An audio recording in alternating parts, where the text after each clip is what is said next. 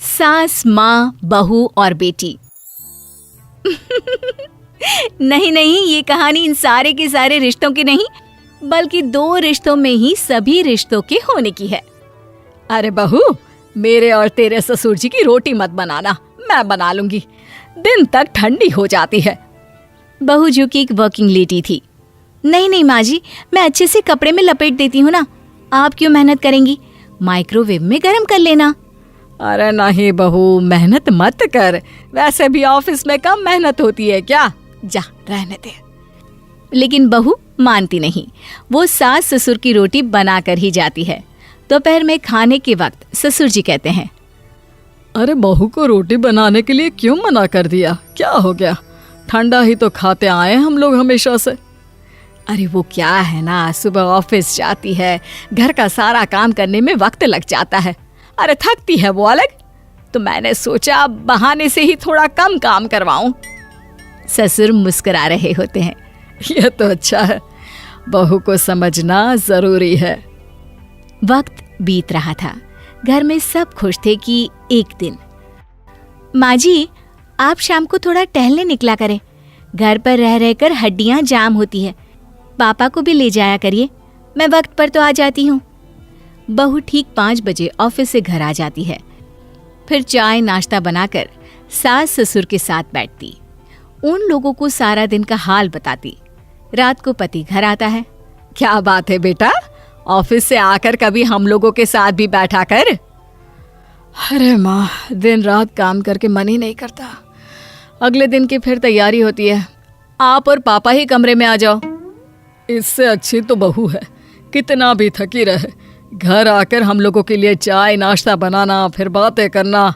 बहू ना होती तो हम बुढ़ा बुढ़िया तो बैठे ही रह जाते। सास और ससुर अब बहू के कहने पर शाम की सैर पर निकलने लगते हैं। सास की कई सहेलियां बनती है तो ससुर को भी कुछ बुजुर्ग लोगों का ग्रुप मिल जाता है। कैसा रहा सहेलियों के साथ शाम का वक्त? हम लोगों ने तो भाई खूब योगा किया। अरे हम लोगों को गप्पों से फुर्सत ही नहीं होती। वैसे मिसेस मल्होत्रा आज बहू के बारे में कुछ बोल रही थी। तभी वहां ऑफिस से बहू आ जाती है जो जींस और टॉप में होती है। क्या बात है माँ, क्या कह रही थी आपकी सहेली आपकी बहू के लिए? सास इस बार बहू को कुछ अलग तरीके से देखती है और उल्टा सवाल ही दाग देती है। क्या कह रही थी वो हटा, ये बता, तेरे ऑफिस में तो मर्द भी काम करते होंगे ना? बहू जो अब तक मजाक कर रही थी वो सीरियस हो जाती है। मर्द होंगे नहीं माँ जी, मर्द ही ज्यादा है, हम 5 ही लड़कियां हैं ऑफिस में। अरे तो अच्छा लगता है क्या ऐसे कपड़े पहनती हो? कल से तुम ना साड़ी पहनकर ऑफिस जाना, और हाँ, शाम का नाश्ता थोड़ा जल्दी बनाया करो, नाश्ता बनाकर बाद में ही ऑफिस के कपड़े चेंज करने जाना। बहू को समझ में नहीं आता कि सास को हो क्या गया है, लेकिन वो कुछ नहीं कहती, सीधे किचन में जाकर चाय नाश्ता बनाती है और सास ससुर को दे देती है। अगले रोज बहू ऑफिस के लिए तैयार होती है तो खूब सुंदर सी साड़ी पहनती है और ऑफिस के लिए निकलने से पहले सास और ससुर के पैर छूती है और निकल जाती है।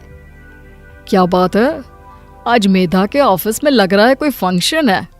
अच्छा, पता नहीं, मुझे तो बताया नहीं, वैसे तो सारी बात करती रहती है। अरे देखा नहीं कैसे साड़ी पहनकर जा रही थी?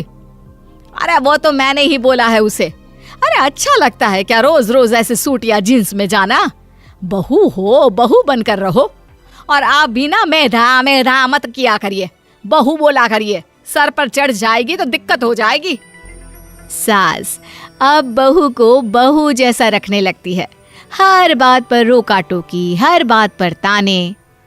क्या बात है, आजकल लेट आ रही है ऑफिस से? अरे चाय के लिए भी देर हो जाती है, हम लोग फिर पार्क में भी देर से पहुंचते हैं। सभी की बहुएं वक्त से चाय नाश्ता करा देती है अपने सास ससुर को, बस एक तू ही है जो उस वक्त ऑफिस से निकलती है। माँ जी, वो एक रास्ता पुलिस वालों ने न जाने क्यों बंद कर रखा है, जिसके कारण ट्रैफिक ज्यादा हो जाता है। मैं कोशिश करूंगी कल वक्त से पहले ही निकल जाऊं। ससुर देख रहे होते हैं कि बहू अब परेशान सी रहने लगी है। एक रोज, मेधा, बेटी मेधा। जी पिताजी। बेटा देख जरा कौन सी टी शर्ट अच्छी लग रही है। वो क्या है ना, शाम को सब बदल बदल कर टी शर्ट पहनते हैं, मैं भी सोच रहा हूँ कि आज कुछ अच्छा सा पहन कर जाऊं। हाँ पिताजी, ये सही है। ये लाल वाली ना बहुत जचेगी आप पर। मेरे पापा पर भी डार्क रंग बहुत जचता है। क्या चल रहा है?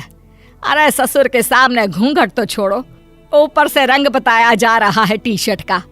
अरे बहू, कोई संस्कार दिए नहीं है क्या तेरी माँ ने? बहू इस बार बहुत निराश हो जाती है। वो वहां से तुरंत अपने कमरे में चली जाती है।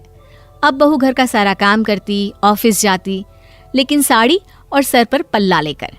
एक बार पड़ोसन उनके घर आती है। वाह सुमित्रा बहन, बहू का तो रूप ही बदल दिया। ठीक किया, बहू बहू जैसी ही अच्छी लगती है। अच्छा चलती हूँ मैं। पड़ोसन के जाने के बाद सास बड़ी अकड़ के साथ कहती है, देखा मेरा कमाल, कैसे मैंने मेधा बहू को कंट्रोल में कर लिया। अब बारी ससुर के बोलने की थी। हाँ सुमित्रा, बिल्कुल ये काम तो किया है तुमने, लेकिन कभी सोचा क्या खो दिया? क्या खो दिया? मैंने तो कुछ नहीं खोया जी। खोया है, पहले बहू जब ऑफिस जाती तुम्हारे पैर छूकर तुम्हें गले लगाती, लेकिन अब सिर्फ पैर छूती है। हाँ जी, ये बात तो आप ठीक बोल रहे हैं। पहले घंटों हम लोगों से बात करती, कमरे में ना जाती, ऑफिस से आते ही खुद की चाय, खाना, नाश्ता सब हम लोगों के साथ करती, सारी बात बताती। लेकिन क्या तुम्हें पता है, बहू की तबीयत खराब चल रही है, वो माँ बनने वाली है। ये बात मुझे बेटे ने बताई कि तुम्हें बता दूं। अब सास की आंख में आंसू थे। वो समझ गई थी कि लोगों के कहने में आकर उसने क्या खो दिया। शाम को बहू घर आती है तो माँ किचन में पकोड़े तल रही होती है। अरे माँ जी, आप रहने दीजिए ना, मैं आ तो रही थी। अरे नहीं, जा तू चेंज कर ले, मैं नाश्ता और चाय टेबल पर ही लगा रही हूँ मेधा। सास के मुंह से अपना नाम सुनकर बहू को बहुत अच्छा लगता है। माँ जी, कोई गलती हो गई है क्या? मेरे होते हुए आप काम करे, ये ठीक नहीं है। संस्कारी और समझदार बहू सास को माँ समझती है, लेकिन सास की बेवकूफ़ी उसे सास ही बनाकर रखती है। बहू, मुझे भी थोड़े संस्कार और समझदार बनने का मौका दे, जिससे मैं भी बहू नहीं बेटी को देखूं तुझ में। और हाँ, मेरा होने वाला पोता क्या कहेगा कि दादी ने तो मेरी माँ को बहुत परेशान किया। बहू सास को गले लगा लेती है। नहीं माँ जी, वो कहेगा कि माँ को तो दादी ने बेटी बनाकर रखा है।